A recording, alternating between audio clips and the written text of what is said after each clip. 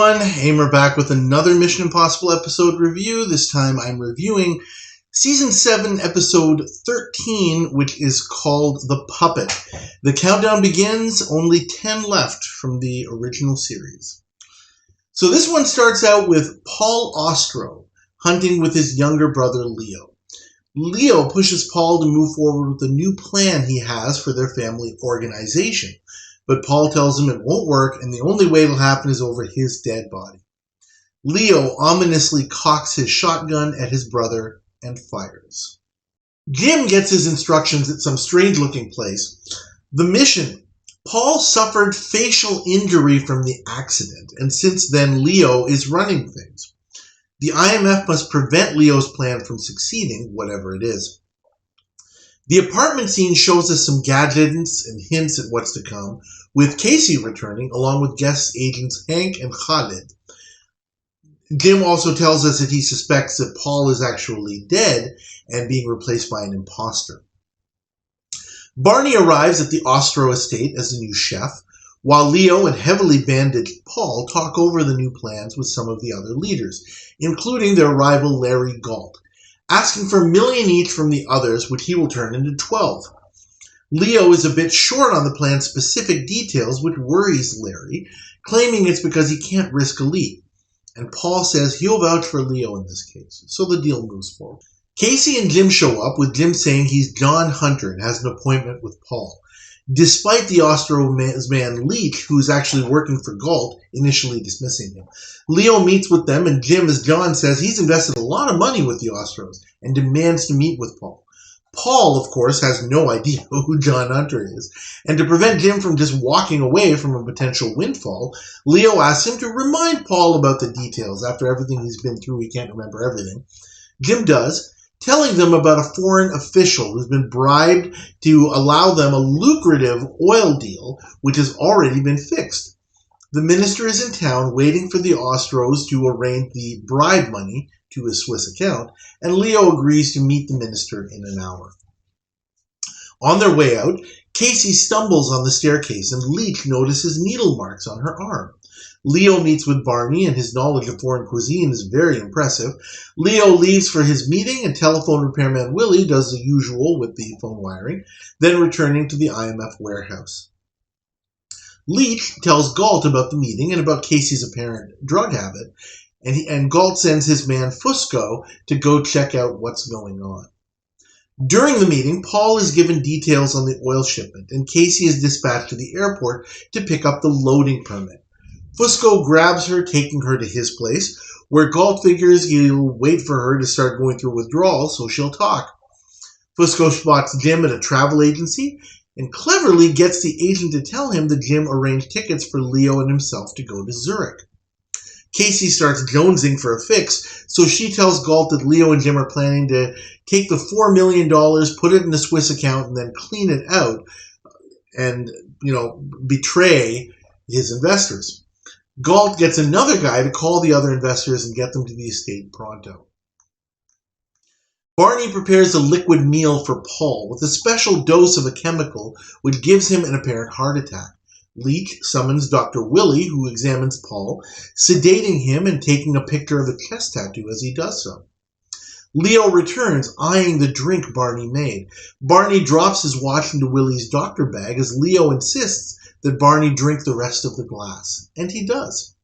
Leo watches him for a few minutes before dismissing him, then Barney dashes for the kitchen, slowing down when he sees Leach, barely getting to the antidote in the kitchen pantry in time. Barney's watch carries a recording of Paul's voice so that Hank can learn it, and Willie puts the tattoo on his chest to get him ready. The two head to the estate. Willie returns to check on Paul. Barney gets Hank out of the trunk and signals Willie, who tells Leach please get his bag from the car, so that Willie and Hank can lower Paul down and Hank can take Paul's place. A guard comes by, wondering what Lookout Barney is doing. Barney's able to tell him he's looking for Basil for dinner. The switcheroo is pulled, and Willie and Hank use a very neat safe-cracking device to get the money out of the wall safe in Paul's room before Leach returns. Barney signals Jim that it's go time, and Leo arrives at his hotel to look over the documents, which he wants to have verified by Paul. Minister Khalid says that the documents can't be out of his possession, but agrees to have Jim go with Leo to do the verification. Jim gives Leo a special IMF briefcase with the documents, and Fusco directs them into Galt's limo for a chat, while the IMF discovers that Paul is indeed an imposter. Galt, Leo, Jim, and the others return to the estate, where in Paul's room the briefcase is open, showing the $4 million plus the airline ticket to Zurich. Leo tells Paul he's being framed, but Jim, as John says, he's just an accountant working for Leo, who asked him to open the Swiss account, and Hank, as Paul, says he has no idea who Jim is, or anything about this supposed deal. Leo angrily jumps on Paul, but is pulled off, with one of the guys saying they'll find out for sure what's going on by removing the bandages. He does, and we see Paul's wounded face. Leo can't believe what's going on and finds that the tattoo is present as well. Hank, as Paul, tells the others that Leo shot and drugged him to push his agenda forward. Galt orders Leo disposed of, but Leo has one card left to play. He tells everybody the details of his plan to create untraceable South African currency, and the presses and plates are down in the basement as proof. Everyone heads down there while Hank knocks out the one guy left behind to stay with Paul, and the cops burst in as the IMF makes their exit. Mission accomplished. I'm going to give this episode a grade of a B+. It covers all the bases in terms of the basics of this show, and is a very, very, very entertaining episode, if, whatever else you want to say about it. You can argue that this episode takes elements from all sorts of previous episodes and mixes them together. You'd be right.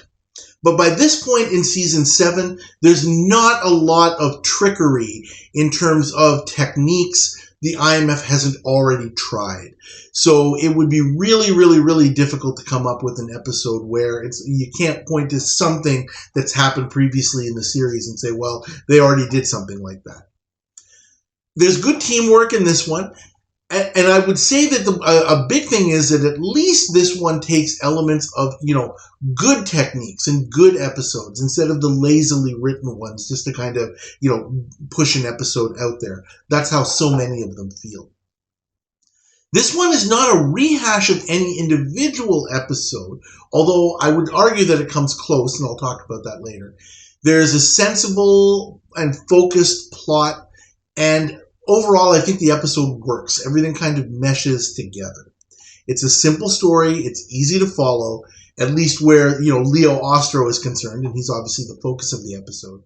What I felt about this is there's kind of a really old school level of gadgetry and misdirection.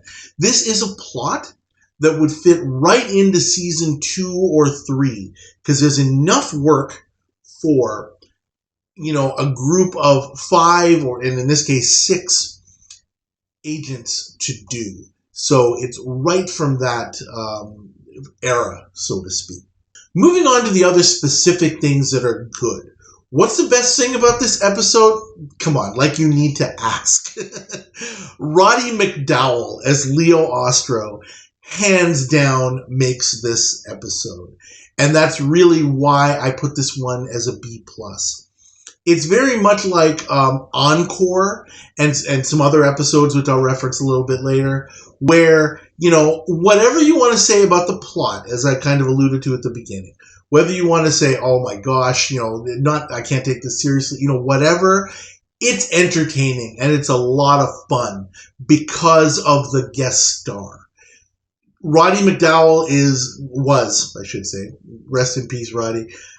He was a fantastic actor, and another one of those guys that you could put into almost any situation and he could make it work, because this man knew his craft.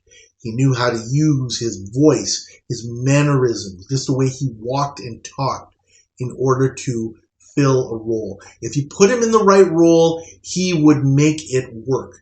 And that reminds me very much about what I said about William Shatner in Encore. Not so much in Cocaine from earlier this season, because that wasn't really a great fit. But anyway, also good. it's neat that we had a lot of old veterans of the show who've been on the people who've been on the show multiple times coming back.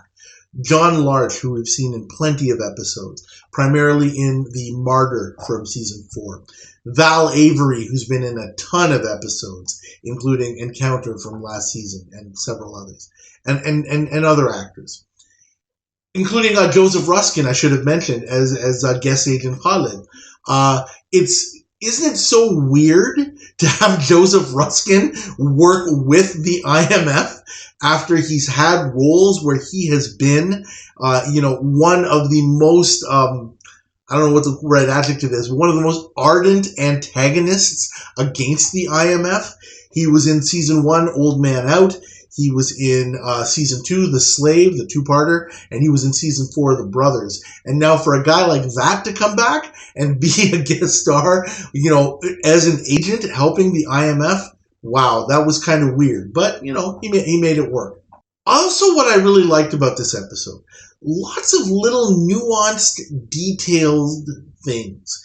Using the recordings on the watches, for example. While Willie's got a watch with a camera, and so does Barney. And Barney is able to get, audio recordings of Paul Ostro's voice so that Hank can learn about it. Willie is able to, use his role as a doctor to examine Paul and look for things like that chest tattoo. Little things like that. I love when those things, they're used, that, there's that moment or two where we see it and we're like, oh, yeah, wow. And then when it kind of comes together later on in the episode and it works well in an episode like this, I love that. Also really great, the switcheroo sequence where Hank takes the place of Paul Ostro, or rather Paul Ostro's imposter in the room, is really, really, really excellent. The way, they get Hank to the estate in the trunk, they get him up because Willie's in the room, and he clears the room for a second to give them some time. They use the safe cracking device, and Barney, thinking quickly when a guard comes up to him and says, "I'm just looking for some herbs for Leo's dinner." Really, really great. I love those action sequences that don't take a lot of time, but visually, when you see them unfold, they work really well. A similar thing happens where Leo asks Barney to take the drink or finish the drink that he made for Paul that gave him the heart attack, because he obviously suspects that, something's up there. And Barney just stands there calmly, and then once he gets a chance, he just runs to the kitchen for that antidote, having to pause briefly a couple of times because of Leech, who he doesn't want to tip him off.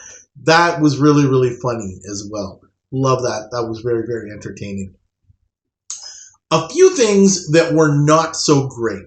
This certainly doesn't belong with the elite episodes, I wouldn't say, although it is very entertaining. The one that it reminded me of the most was The Legend from Series 1, which in a way is the gift that keeps on giving, meme-wise, for our purposes here. Leo Ostro is probably right up there with Frederick Rudd in the competition for the lamest schmuck to be, part of a Mission Impossible episode. But he's entertaining. So, for the best entertaining lame schmuck, it might be a three-way battle between Roddy McDowell, Gunnar Hellstrom in that episode in The Legend as Rudd, and William Shatner in Encore. That's really the one that this reminds me of.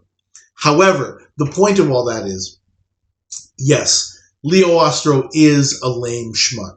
And it's basically lampshaded, it's pointed out by multiple people in the episode that, man, this guy's way over his head here. And, that's borne out at the end of the episode. Another bit of plot weirdness that I didn't like, it's explicable, but it was a little bit weird. I'll comment on one other bit of weirdness as part of the plot. It mostly happens with Casey. Casey is taken to Galt's place, which is the standard season 7 apartment, as we've seen in many episodes. So what ends up happening is she goes there, she's sweated for a while, so to speak, for information. She finally tells Galt what he wants to know, and then Galt gives her a fix of heroin, which she basically injects into a Kleenex, and then, pretends to have taken it. And Galt tells this guy, okay, well, she's going to be sky high for a while. Don't worry about her. So apparently what happens is they just leave her there because Galt later goes out with his guy after he suspects that Leo is trying to cheat him and the others. So the whole point of that of that whole thing was Casey leaves a hotel ostensibly to go to the airport to get documents that the IMF is going to show Leo later on. She gets taken away by Galt, so obviously she doesn't go to the airport. The documents do show up, probably because the IMF had them the whole time. But when Leo comes back to look at the documents, Casey is not present. As a matter of fact, we don't see her for the rest of the episode. And we can explain it by saying that, okay, Casey was left alone. She found her way out of the apartment. No big deal there. But shouldn't Leo think it's a little bit weird that, hey, where did the girl go? Where did Casey go? And that, I would have thought that might have tipped him off. He's obviously a very, he's very observant. So that was a little bit weird. Later on, though, I misspoke. We do see Casey. She does come back to the IMF van or the warehouse or wherever they are because we do see her together with Willie when they take the bandages off the imposter and they see that it's not actually Paul Ostro. So somehow she managed to find a way to get back to the IMF warehouse or van or whatever.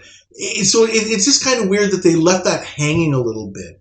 Even if we had seen a brief shot of Casey, when Galt and his other guy leave, even if we saw her kind of just waking up as we often do when the coast is clear and her kind of walking out the door or signaling Jim for a pickup or signaling Willie rather for a pickup or something like that, that might have been nice. I'm guessing that this detail was kind of sacrificed for focusing on the main plot and kind of keeping it coherent and together. But to me, this time, it was very, very noticeable to see, what happened with Casey and how did she get from here to there.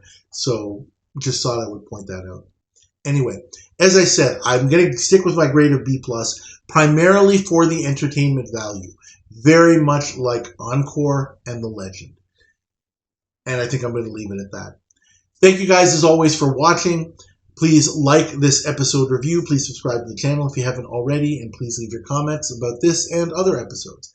Thank you again as we wind down our reviews for the original series. And I will see you next time.